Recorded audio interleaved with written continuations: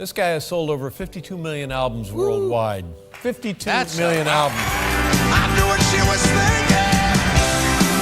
thinking. He made millions, lost millions, and then vanished at the height of his career. Fans thought something was wrong.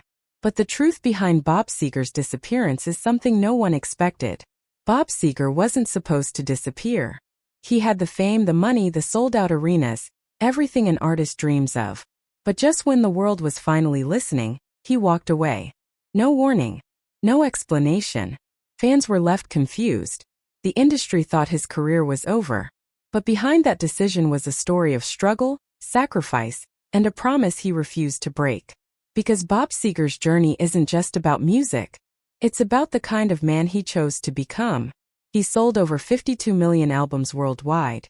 Yet some of his biggest decisions still haunt him. Bob Seger once gave away writing credit on a song that made millions.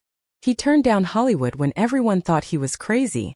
And when his drummer was paralyzed at just 28, he carried that pain silently for years. But the moment that truly defined him came in 1988, when he disappeared at the very peak of his fame. The industry thought he was finished. Fans were confused. But the real reason he walked away reveals more about his character than any hit song ever could. Bob Seger was born on May 6, 1945, in Detroit, Michigan, into a working-class family. His father worked for Ford and played music on the side, so sound was always part of his world. Radios, records, and the hum of a factory city filled his early years. But his home life was far from peaceful. His parents fought constantly, loud arguments, slammed doors, and late-night shouting that echoed through the neighborhood. For a young boy, that kind of chaos changes you. Instead of feeling safe, home became unpredictable. Bob learned early how to read tension, how to stay alert, and how to live with unease. Then, at just 10 years old, everything broke. His father, struggling with alcoholism, left the family and moved away. Overnight, stability disappeared. His mother was left to raise two boys alone, juggling financial pressure and emotional weight. The family slipped from comfort into struggle. That moment stayed with Bob. It didn't make him weak, it made him determined. He saw what it meant to carry responsibility alone, and he refused to repeat that pattern. Music became his escape. When the house felt overwhelming, the radio became his refuge. Artists like Little Richard and Elvis Presley gave him something his real life couldn't: energy, freedom, and hope. Their voices drowned out the noise at home and opened a door to another world. By 13, he wasn't just listening, he was creating. In 1961, he wrote his first song and recorded it with his high school band. It aired once on local radio, then disappeared for decades. But that one moment mattered. Proved he could be heard. The road ahead wasn't easy. He moved through local bands, struggling for recognition. Even his early recordings didn't carry his name the way he wanted. Labels made decisions that sidelined him. Deals fell apart. At one point, a record company went bankrupt just as his music was gaining attention, killing his momentum overnight. Still, he refused to quit. In 1968, he finally broke through nationally with Ramblin' Gamblin' Man. But even success didn't guarantee stability. Labels dropped him. Albums failed. At 25, he was broke and nearly forgotten. So he did what he had always done, he kept going. Through the early 1970s, he played hundreds of shows a year. Small bars, high school gyms, anywhere that would have him. Some nights he performed for thousands, other nights for just a handful of people.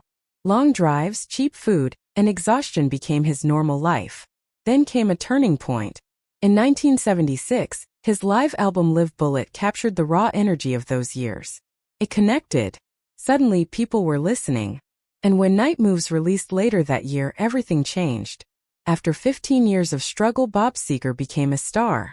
The album sold millions. His voice filled arenas.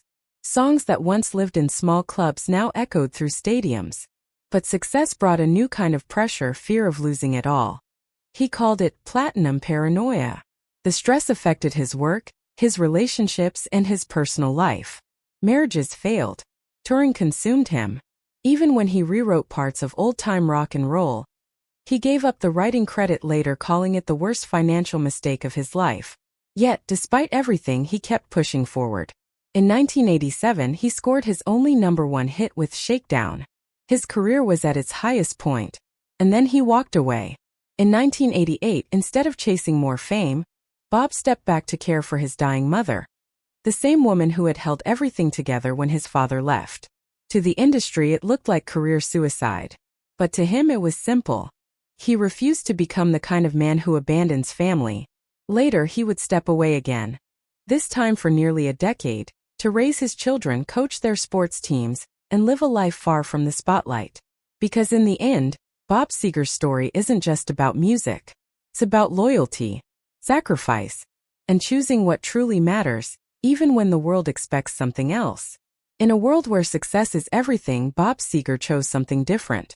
He chose family over fame, loyalty over legacy, and presence over popularity. He could have chased more hits, more money, more spotlight. But instead, he walked away when it mattered most. And maybe that's why his story hits harder than any song he ever sang. Because in the end, Bob Seger didn't just build a career. He built a life that meant something.